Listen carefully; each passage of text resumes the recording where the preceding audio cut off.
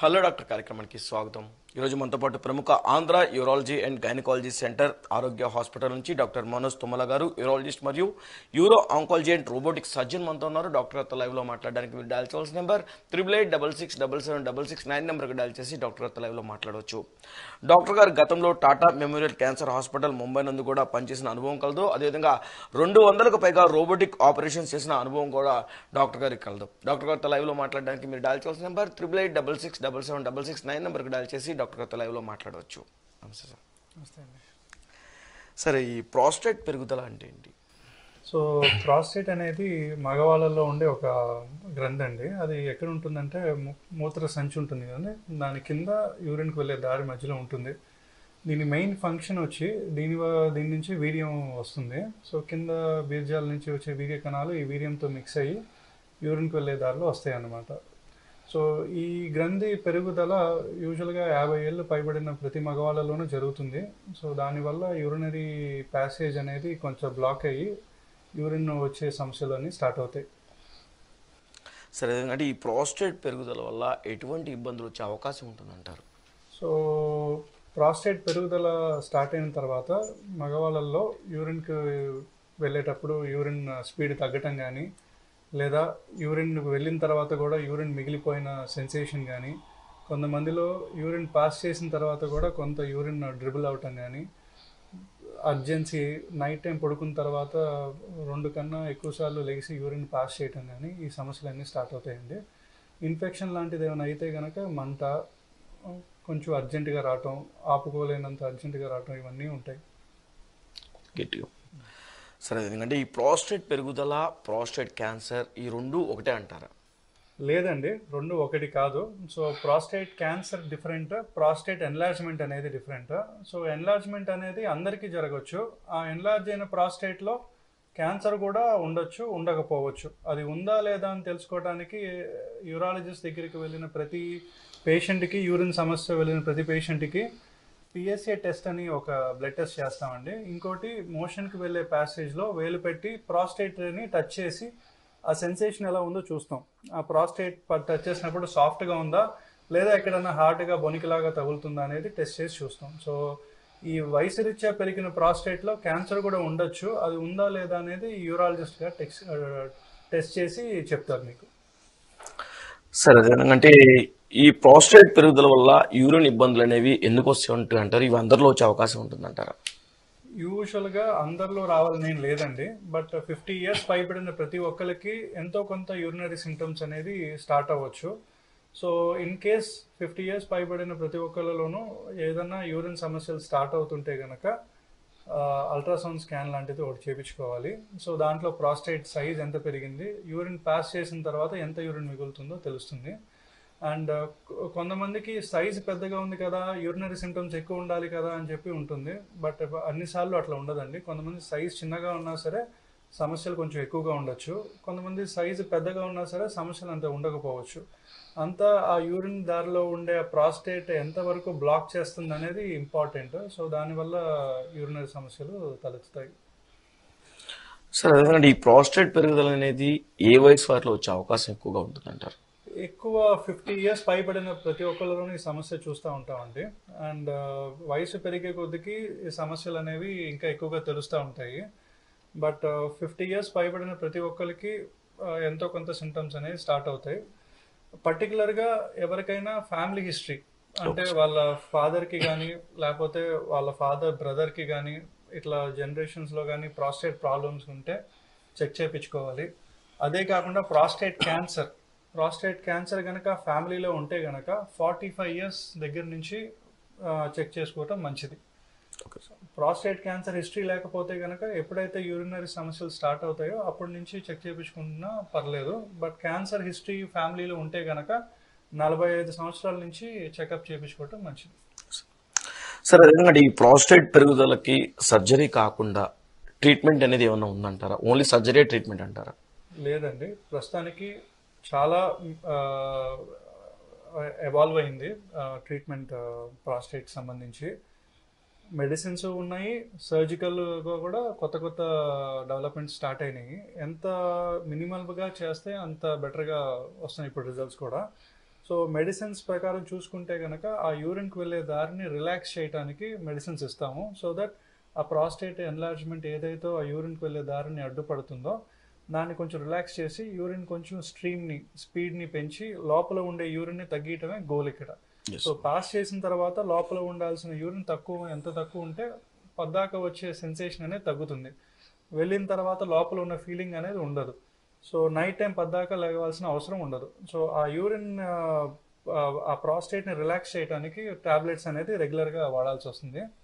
ఇప్పుడు కొత్తగా ఇంకోటి ఏంటంటే ప్రాస్టేట్ సైజ్ కనుక 35 గ్రాముల కన్నా పెద్దగా ఉంటే ఆ ప్రాస్టేట్ని షింక్ చేయడానికి ఆ సైజ్ని షింక్ చేయడానికి కూడా మెడిసిన్స్ వచ్చినాయి. సో దానివల్ల ఏంటంటే ఈ కాంబినేషన్ షింక్ చేయడానికి ఇచ్చే మెడిసిన్స్ను ఆ ప్యాసేజ్ రిలాక్స్ చేయడానికి ఇచ్చే మెడిసిన్స్ ఆ రెండు కాంబినేషన్ వాడటం వల్ల ఆ మ్యాక్సిమం బెనిఫిట్ అనేది ఉంటుంది. ఇంకొంతమంది పేషెంట్స్లో పర్టికులర్లీ యంగ్ పీపుల్ ఈ టాబ్లెట్ వాడినప్పుడు ఏంటంటే ఎంతో కొంత ఇజాకులేషన్ ఆ స్పర్మ్ రిలీజ్ అయినప్పుడు ఆ సాటిస్ఫాక్షన్ కొంచెం తక్కువగా ఉంటుంది. ఆ సిమ్టమ్స్ కూడా ఆ సైడ్ ఎఫెక్ట్ కూడా ఉండకుండా కొత్తగా కొన్ని మెడిసిన్స్ ఉన్నవి. సో దాంట్లో ఏంటంటే ఈ స్పర్మ్ సెమెన్ అనేది ఇజాకులేషన్ ఆ ఫీలింగ్ అనేది ప్రాపర్గా ఉంటుంది. సో అది particularly people who are young who are sexually active, so ఆ మెడిసిన్స్ అనేది యూజ్ చేస్తాం.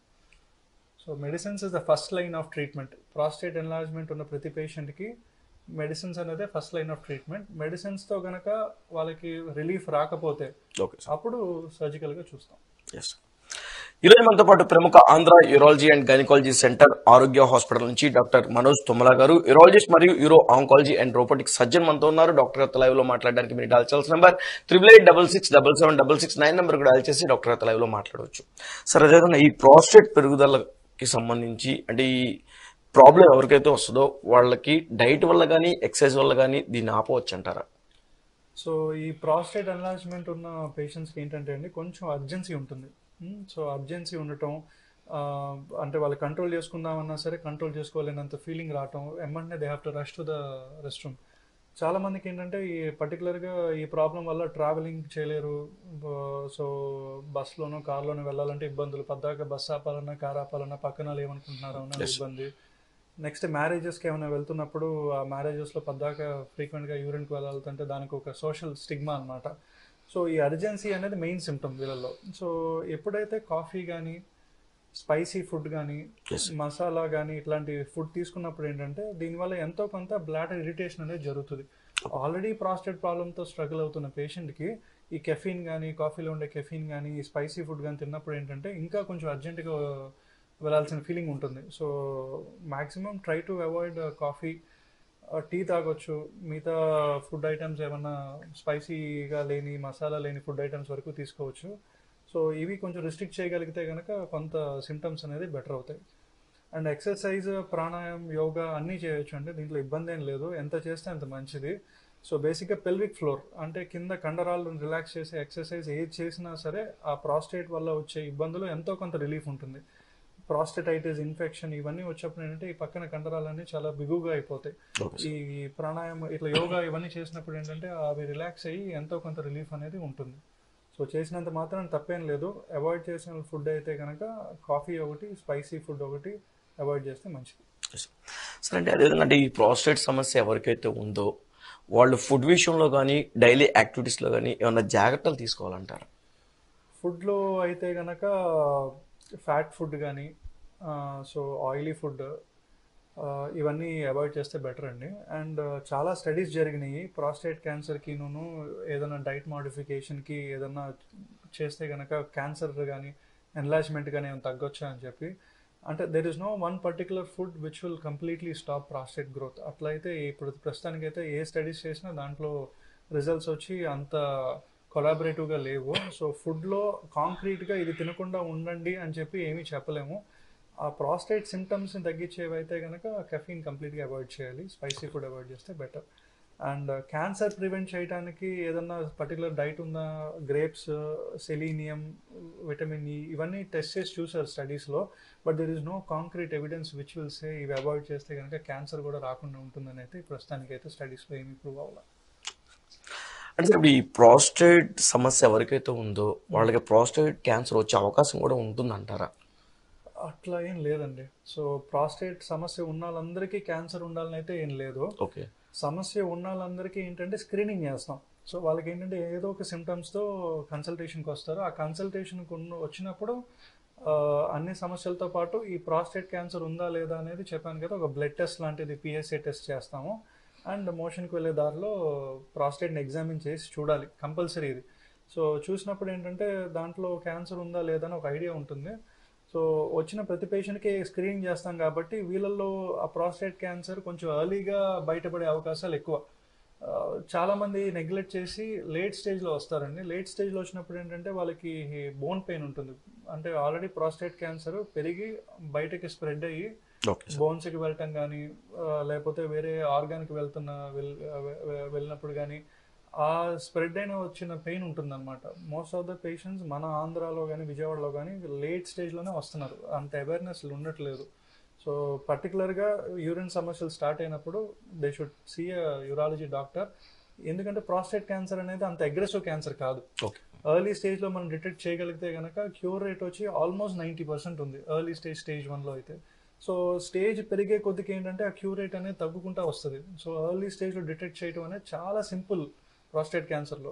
బ్లడ్ టెస్ట్ ఒకటి, ఎగ్జామినేషన్ టెస్ట్ ఒకటి. సో ఇది అందరికీ తెలియాలి, అవేర్నెస్. సో హలో హలో చెప్పండి. సో ఇది అందరికీ తెలియాలి. సో తెలిసినప్పుడు ఏంటంటే ఈ ప్రాస్టేట్ క్యాన్సర్ నుంచి వచ్చే మార్బిడిటీ కానీ మోర్టాలిటీ, చనిపోవటం కానీ ఇవన్నీ తగ్గించవచ్చు మనం. ఎవరికి హెల్ప్ అవుతుందంటే people who are diagnosed early 50 to 60 ఇయర్స్లో మనం డయాగ్నోస్ చేసాం అనుకోండి ప్రాస్టేట్ క్యాన్సర్ ఉందా లేదా అనేది, that is a life turning event వాళ్ళకి. సో నెక్స్ట్ 15-20 ఇయర్స్కి ఇబ్బంది లేకుండా ఉంటారు వాళ్ళు. సో స్టేజ్ 4లో వచ్చినప్పుడు ఏంటంటే ఈ బోన్ పెయిన్, బ్యాక్ పెయిన్తో వస్తూ ఉంటారు. సో అది ఇబ్బంది. సో యూరిన్ సమస్యలు ఉన్న ప్రతి patient has to consult urologist and has to get tested. Urine సమస్య లేని వాళ్ళు ఎప్పుడైతే ఫ్యామిలీ హిస్టరీ ఉందో, ప్రాస్టేట్ క్యాన్సర్ అనే ఫ్యామిలీ హిస్టరీ ఉందో, వాళ్ళు డెఫినెట్గా they have to come for checkup regularly. So ఈ రెండు చేయగలిగితే 50% ఆఫ్ మార్బిడిటీని కానీ దీన్ని కానీ తగ్గించవచ్చు మనం. అంటే ప్రాస్టేట్ క్యాన్సర్ ఉన్న ఒకవేళ తెలియకుండా ఉంటే వాళ్ళకి సిమ్టమ్స్ ఏమైనా కనపడే అవకాశం ఉంది అంటారా? సో ఎప్పుడైతే యూరినరీ సిమ్టమ్స్ ఉంటాయో వయసు రీత్యా పెరిగిన ప్రాస్టేట్లో అదే సిమ్టమ్స్ ప్రాస్టేట్ క్యాన్సర్లో కూడా ఉంటాయండి.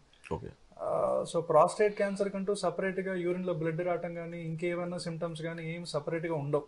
సో ఈ ప్రాస్టేట్ ఎన్లార్జ్మెంట్ వల్ల వచ్చే మూత్ర సమస్యలే క్యాన్సర్ కూడా ఉంటాయి. సో వచ్చిన ప్రతి పేషెంట్కి క్యాన్సర్ ఉందా లేదా అని చెక్ చేసుకుని దాన్ని సపరేట్ చేసేది మా పని. సో సమస్యలు ఉంటే గనక నెగ్లెక్ట్ చేసి ఇంటికాడ ఉండకుండా యూరాలజీ డాక్టర్ దగ్గరికి వస్తే కనుక వాళ్ళు దాన్ని చెక్ చేసి ఒకవేళ ఎన్లార్జ్మెంట్ ఒకటే ఉంది, క్యాన్సర్ లేదు అంటే ఆ ప్రాస్టేట్ సంబంధించిన యూరిన్ సంబంధించిన టాబ్లెట్స్ ఇస్తారు. సో దట్ మీకు ఆ యూరినరీ సిమ్టమ్స్ రిలీఫ్ వస్తాయి.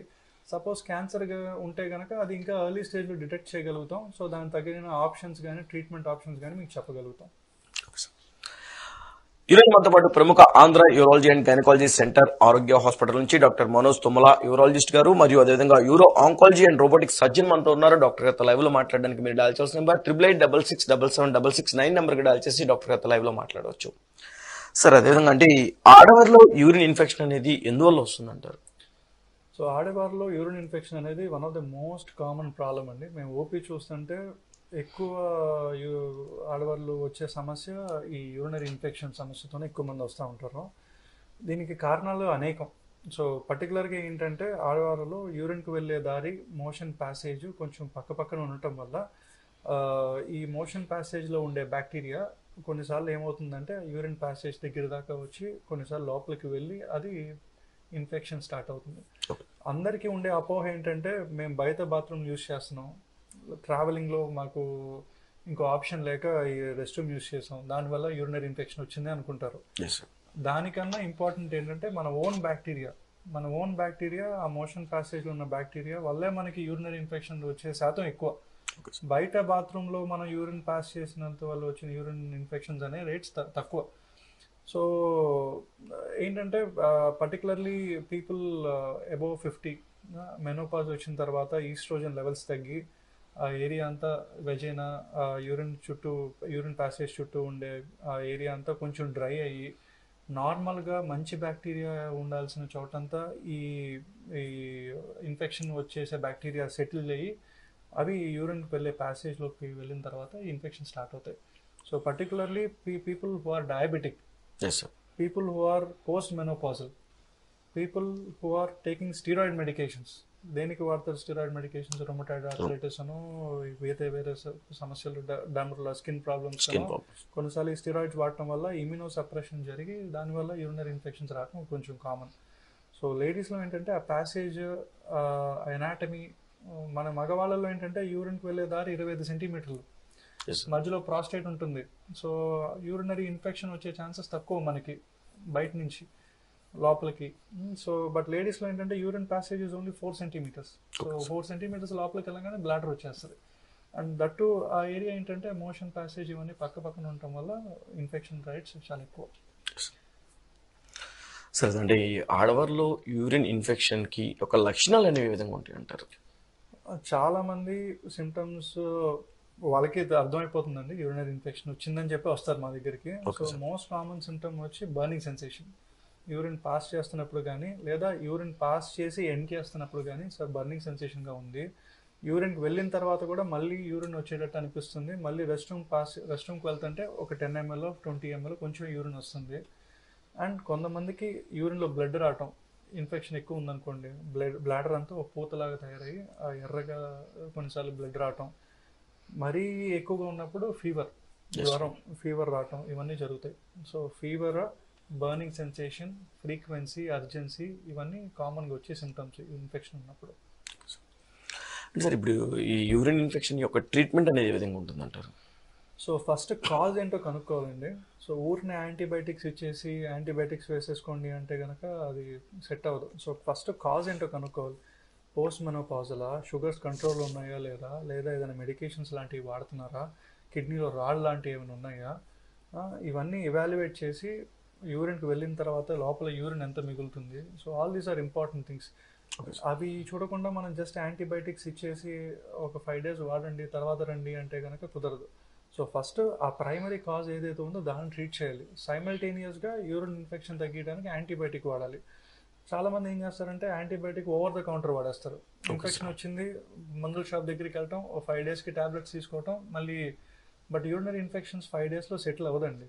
ఎందుకంటే మనం తీసుకునే ట్యాబ్లెట్ అదంతా సర్క్యులేషన్లోకి వెళ్ళి ఆ కాన్సన్ట్రేషన్ బ్లాడర్లోకి రీచ్ చేయడానికి చాలా మినిమం కాన్సన్ట్రేషన్ రీచ్ అవుతాయి. సో యూరినరీ ఇన్ఫెక్షన్ ఉన్నప్పుడు ఏంటంటే మెయిన్ కోర్స్ వాడిన తర్వాత లో డోస్ యాంటీబయాటిక్ ఒకటి లాంగ్ టర్మ్గా వాడాల్సిన అవసరం ఉంటుంది. ఒక 2 వారాలు 3 వారాలు ఒక సింగిల్ ట్యాబ్లెట్ నైట్ టైము అట్లా రెగ్యులర్గా వాడుతుంటేనే ఆ బ్లాడర్ కాన్సన్ట్రేషన్ మెయింటైన్ అయ్యి మళ్ళీ యూరినరీ ఇన్ఫెక్షన్స్ రాకుండా ఉంటాయి. నెక్స్ట్ ప్రైమరీ కాజ్ షుగర్స్ కంట్రోల్లో లేకపోతే యూరిన్లో షుగర్ పోతూ ఉంటుంది. యూరిన్ షుగర్లో పోతూ ఉన్నప్పుడు ఈ బ్యాక్టీరియాకి ఏంటంటే ఆ యూరిన్ షుగర్ అనేది ఫ్యూయల్. సో మనం ఎన్ని యాంటీబయాటిక్స్ యూరినరీ ఇన్ఫెక్షన్ తగ్గదు. నెక్స్ట్ కిడ్నీలో స్టోన్స్ ఉన్నా కానీ యూరినరీ ఇన్ఫెక్షన్స్ ఉండే అవకాశం ఉంటుంది. సో ఆ స్టోన్స్ ట్రీట్ చేయకుండా జస్ట్ యాంటీబయాటిక్స్ వాడితే ఇన్ఫెక్షన్ తగ్గదు. స్టీరాయిడ్ మెడికేషన్, యూరిన్ పాస్ చేసిన తర్వాత ఎంత మిగులుతున్నది కూడా ఇంపార్టెంట్. సపోజ్ ఆ ప్యాసేజ్లో నేరోయింగ్ ఉందనుకోండి, సో యూరిన్ వెళ్ళిన తర్వాత కూడా యూరిన్ ఎక్కువ మిగిలిపోతుంటే కనుక ఆ యూరిన్ మిగిలిపోతున్న శాతం ఉంటే కనుక ఎన్ని యాంటీబయాటిక్స్ వాడినా ఇన్ఫెక్షన్ తగ్గదు. సో అవి ఫస్ట్ రూల్ అవుట్ చేసుకుని అవి ఫస్ట్ ట్రీట్మెంట్ చేసి దాంతోపాటు సైమల్టేనియస్గా యాంటీబయాటిక్ వాడి then only it get control. అంటే సార్, అదేవిధంగా అంటే ఆడవారిలో యూరిన్ ఇన్ఫెక్షన్ వచ్చినప్పుడు ఈ క్యాన్బెర్రీ జ్యూస్ అనేది వాడవచ్చు అంటారు? సో క్రాన్బెర్రీ జ్యూస్ అనేది కొంత సైంటిఫిక్ ఎవిడెన్స్ ఉందండి. సో ఇప్పుడు వచ్చే మెడిసిన్స్ అన్నిట్లో కూడా క్రాన్బెర్రీ జ్యూస్ ఎక్స్ట్రాక్ట్ని యూజ్ చేస్తున్నారు, టాబ్లెట్స్ రూపంలో కానీ ఈ సిరప్ రూపంలో కానీ. సో వాడటం వల్ల తప్పేం లేదు. సైంటిఫిక్ ఎవిడెన్స్ ప్రకారం అయితే ఈకోలై అనే bacteria which is most common bacteria in urinary infections. So ఆ ఈకోలై బ్యాక్టీరియాని తగ్గించాలి అంటే కనుక ఈ క్రాన్బెర్రీ జ్యూస్ వాడినప్పుడు అది ఒక ఫిలిం కోట్ లాగా ఫామ్ అవుతుంది బ్లాడర్లో. ఆ ఫిలిం కోట్ లాగా ఫామ్ అయిన బ్లాడర్లో ఒక లేయర్ ఈ ఈకోలై అనే బ్యాక్టీరియాని అటాచ్ అవ్వకుండా ఆపటానికి హెల్ప్ అవుతుంది. So cranberry juice extract is good. Either you can take plain cranberries or you can take in the supplement forms. Any form is fine. So recurrent గా urinary tract infection ఉన్న ప్రతి patient ఈ cranberry juice extract పర్టికులర్గా ఈ కోలై bacteria ఉన్న ఇన్ఫెక్షన్కి బాగా help అవుతుంది.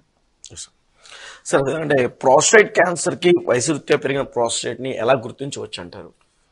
So ఇది గుర్తించడానికి 2 టెస్టులు అండి. ఒకటి పిఎస్ఏ టెస్ట్, నెక్స్ట్ వచ్చి మోషన్ ప్యాసేజ్లో ఈ టెస్ట్. సో ఇన్ కేస్ ఈ పిఎస్ఏ టెస్ట్ 4 కన్నా ఎక్కువ ఉన్నా, లేదా ఈ మోషన్ ప్యాసేజ్లో మనం ప్రాస్టేట్ని ఎగ్జామిన్ చేసినప్పుడు అది సాఫ్ట్గా లేదు, ఎక్కడన్నా కొంచెం హార్డ్గా తగులుతుంది, డౌట్ఫుల్గా ఉంది, క్యాన్సర్ ఉండే అవకాశం ఉంది. సో ఈ పిఎస్సి ఎలివేటెడ్గా ఉన్నా, లేకపోతే ఈ డిఆర్ఈ టెస్ట్ ఈ మోషన్ ఎగ్జామినేషన్లో డౌట్ఫుల్గా ఉన్నా నెక్స్ట్ స్టెప్కి వెళ్తామండి. నెక్స్ట్ స్టెప్ ఏంటంటే ఎంఆర్ఐ స్కాన్ చేస్తాం.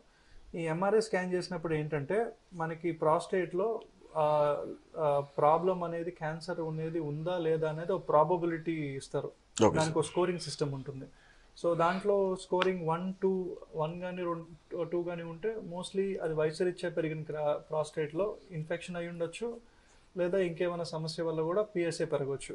అదే స్కోరింగ్లో కనుక 3 కానీ 4 కానీ 5 కానీ వస్తే కనుక అప్పుడు వి ఎస్కలేట్, బయాప్సీ లాంటిది చేయాల్సి వస్తుంది. So MRI is the first step. డౌట్ఫుల్గా ఉంటే ఎంఆర్ఐలో స్కోర్ చూసుకుని అది స్కోర్ 3 కానీ 4 కానీ 5 కానీ ఉంటే కనుక ఏ ఏరియాలో ప్రాస్టేట్లో కూడా మ్యాప్ చేసి ఇస్తారు. సో రైట్ సైడ్ ప్రాస్టేట్లో ఉందా ప్రాబ్లమ్, లెఫ్ట్ సైడ్ ప్రాస్టేట్లో ఉందా ప్రాబ్లం అనేది మ్యాప్ చేసి ఇస్తారు. సో దట్ మనం ఎక్కడుందో దాన్ని టార్గెట్ చేసి మనం బయాప్సీ చేయగలం. సో ఇది important. MRI is the first step. డౌట్ఫుల్గా ఉంటే కనుక then we going to biopsy is the next step. Sir అంటే ఇప్పుడు బయాప్సీ అన్నారు, అంటే ఈ బయాప్సీ సంబంధించిన పద్ధతులు అనేవి ఏ విధంగా ఉంటాయి అంటారు? సో ప్రాస్టేట్ బయాప్సీ యూజువల్గా 2 విధాలుగా చేయొచ్చండి. ఒకటి పాత పద్ధతి ఏంటంటే ట్రాన్స్ రెక్టల్, అంటే మోషన్కి వెళ్ళే దారిలోనే కదా ప్రాస్టేట్ ఎగ్జామిన్ చేస్తుంది మనం. సో మోషన్కి వెళ్ళే దారిలోనే అల్ట్రాసౌండ్ స్కాన్ మెషిన్ పెట్టి అక్కడి నుంచి ఆ ప్రాస్టేట్ని నీడిల్ ద్వారా గుచ్చి బయాప్సీ తీయటం, ఇది పాత పద్ధతి. సో దీనివల్ల ఇబ్బందులు ఏంటంటే మోషన్ ప్యాసేజ్లో ఉండే బ్యాక్టీరియా అంతా ఈ నీడిల్ ద్వారా కొన్నిసార్లు ప్రాస్టేట్లోకి వెళ్ళి కొంతమందికి ప్రాస్టేట్లో ఇన్ఫెక్షన్ రావటం, ప్రాస్టేట్ సిమ్టమ్స్ స్టార్ట్ అవటం, ఇవన్నీ జరుగుతాయి. సో క్యాన్సర్ పక్కన పెడితే ఈ ప్రాస్టేట్ బయాప్సీ వల్ల వచ్చే సమస్యలు ఇంకా ఎక్కువ అవుతాయి కొంతమందికి.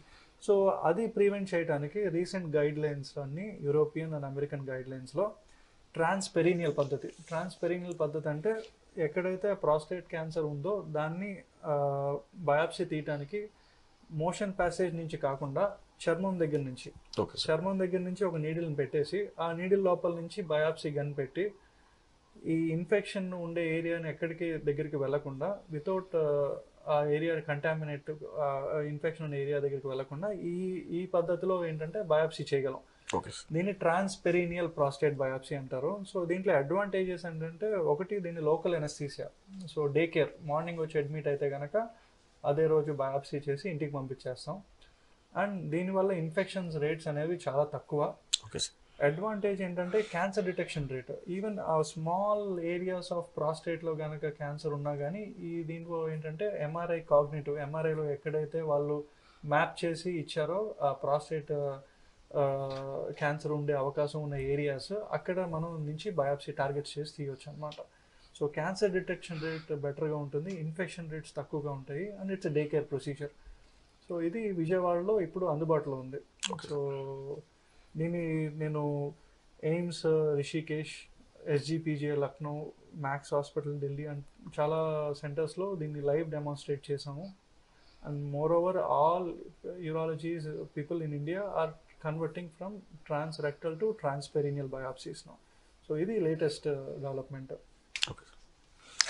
ఈరోజు మనతో పాటు ప్రముఖ Andhra urology and gynaecology centre Arogya hospital నుంచి డాక్టర్ మనోజ్ తుమ్మల గారు, యూరాలజిస్ట్ మరియు euro oncology and robotic surgeon మనతో ఉన్నారు. డాక్టర్ గారితో లైవ్ లో మాట్లాడడానికి మీరు డయల్ చేయాల్సిన నెంబర్ 8886677766 నెంబర్కి డయల్ చేసి డాక్టర్ గారితో లైవ్ లో మాట్లాడవచ్చు.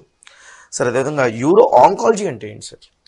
సో యూరో ఆంకాలజీ అంటే యూరాలజీలోనే అంటే కిడ్నీస్ కానీ, బ్లాడర్ కానీ, ప్రాస్టేట్ కానీ, టెస్టిస్ కానీ, నెక్స్ట్ అంగం, పెనిస్. సో వీటికి సంబంధించిన క్యాన్సర్లు ఎక్కడన్నా ఉంటే కనుక అది యూరో ఆంకాలజీ కిందకి వస్తుంది.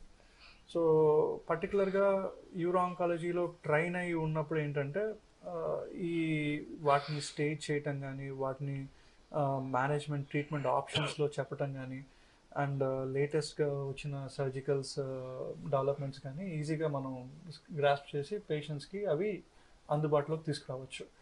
అండ్ పర్టికులర్గా నేను టాటా మెమోరియల్ క్యాన్సర్ సెంటర్లో చేస్తున్నప్పుడు ఈ యూరాంకాలజీ ఈ సబ్జెక్ట్లో ఏంటంటే one of the top and premier institute అనమాట.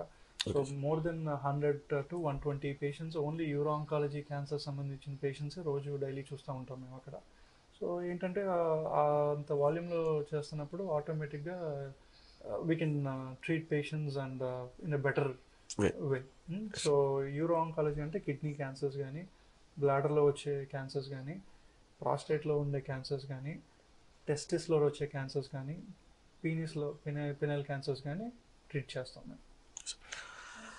సరే, యూరిన్ ఇన్కాంటినెన్స్ అంటే ఏంటి, ఇది ఎన్ని రకాలుగా ఉంటుందంటారు? సో ఇది పర్టికులర్గా ఫీమేల్స్లో చూస్తామండి ఇన్కాంటినెన్స్ అనేది. సో దీంట్లో 3 రకాలు. ఒకటి స్ట్రెస్ రకం. స్ట్రెస్ అంటే ఏదన్నా కాఫ్ చేసినా, తుమ్మినా కానీ, దగ్గినా కానీ, లేచి నుంచున్నప్పుడు కానీ సడన్గా ఏంటంటే యూరిన్ లీక్ అవుతుంది. అది కొన్నిసార్లు 5 ml నుంచి 40-50 ml దాకా లీక్ అవ్వచ్చు. సో అది స్ట్రెస్ ఇన్కాంటినెన్స్, అంటే ఏదైనా ఒత్తిడి పడి దానివల్ల లీక్ అయ్యే అవకాశం. ఇంకోటి అర్జ్ ఇన్కాంటినెన్స్. అర్జ్ అంటే యూరిన్ అర్జెంటుగా వస్తుంది, మనకే తెలుస్తుంది అర్జెంట్గా, కానీ ఇక్కడ నుంచి రెస్ట్ రూమ్కి వెళ్ళే ముందే యూరిన్ కొంచెం లీక్ అయిపోవటం, దాన్ని అర్జ్ ఇన్కాంటినెన్స్ అంటారు. కొంతమందికి 2 కలిపి ఉండొచ్చు లేడీస్లో, దాన్ని మిక్స్డ్ ఇన్కాంటినెన్స్ అంటారు. బోత్ స్ట్రెస్ ఉండొచ్చు, అర్జెన్సీ కూడా ఉండొచ్చు. సో దాన్ని మిక్స్డ్ ఇన్కాంటినెన్స్ అంటారు.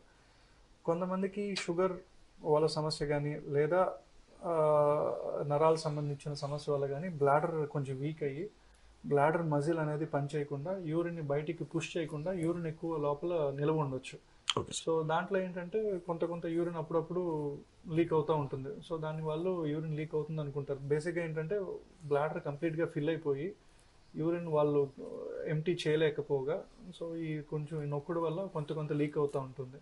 సో దాన్ని కూడా వాళ్ళు ఇన్కాంటినెన్స్ అనుకుంటారు. సో ఇన్కాంటినెన్స్ ఉన్న ప్రతి పేషెంట్కి ఏంటంటే యూరాలజీ డాక్టర్ దగ్గరికి వచ్చినప్పుడు డీటెయిల్గా హిస్టరీ తీసుకుని, ఏ ప్రాబ్లం ఉందనేది చూసుకుని, అల్ట్రాసౌండ్ లాంటిది ఫస్ట్ తీసుకుని, యూరిన్కి వెళ్ళిన తర్వాత ఎంత మిగిలిపోతుందో ఫస్ట్ చూసుకుని దానికి సంబంధించిన ట్యాబ్లెట్స్ అనేది స్టార్ట్ చేస్తారు.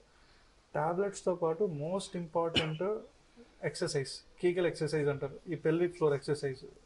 ఈ పెల్విక్ ఫ్లోర్ ఎక్సర్సైజ్ ఇంటికాడ టీవీ చూస్తూ చేయొచ్చు, పడుకున్నప్పుడు చేయొచ్చు. సో అది ఎట్లా చేసేది అనేది యూరాలజిస్ట్ ఎక్స్ప్లెయిన్ చేస్తాం.